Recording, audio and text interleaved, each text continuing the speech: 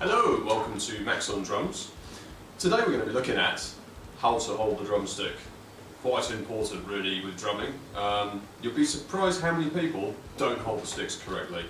A lot of people are self-taught, a lot of people have been taught incorrectly, but the most common reason is that most people tend to pick up bad habits as they go along with their playing.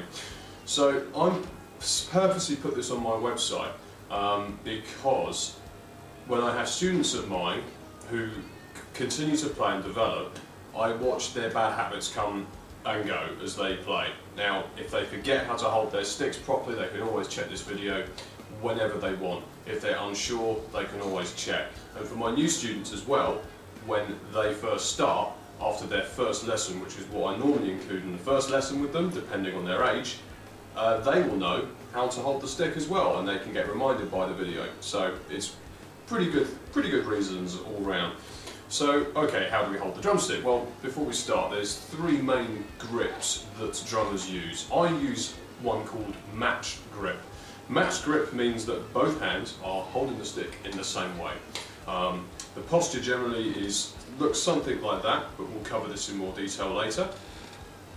There's two other stick grips which I don't use personally, which I should talk about as well. So the second stick grip is traditional grip, where one hand is played pretty much the same as matched, and in traditional, the stick is held like this. Now this was a common technique back when there were a lot of marching drummers, and when the snare drum, when there was slung around their shoulder at an angle, the only way they could actually get the stick around the snare whilst playing was by holding the stick like this, and obviously if you're left-handed, it's the other way around.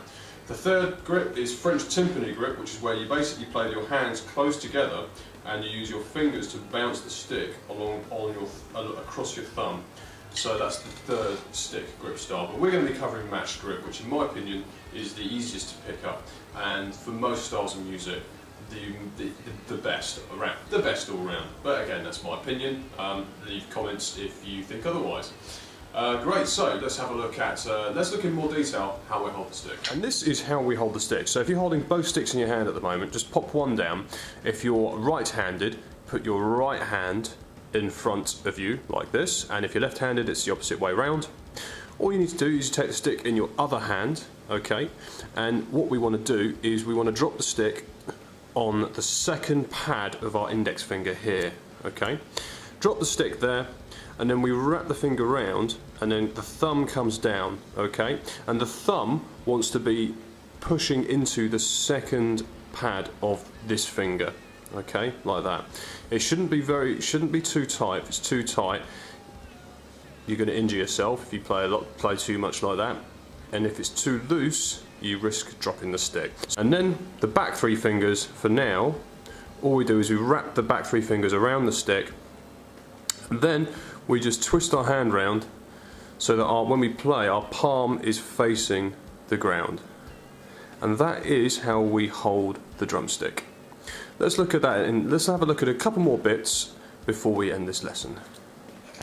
Okay, so you were probably wondering, why do we hold the stick with this setup? Well, what this is, as I might have mentioned earlier, is called the fulcrum, okay? The fulcrum basically means a point of pivot or balance. If you think of a seesaw, the centre point where the seesaw is balanced is a fulcrum, okay?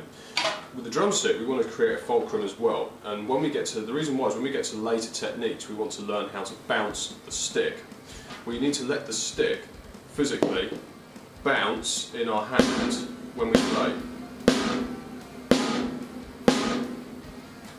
If we can let the stick bounce, it can do twice the work for us, which is very, very, very handy. So anyway, right, so that is how we hold the stick. We need to create a fulcrum. Now, with matched grip, if I hold the sticks like this, if, for example, I hold the sticks with the hands twisted over like this, the stick can't bounce properly in my hand.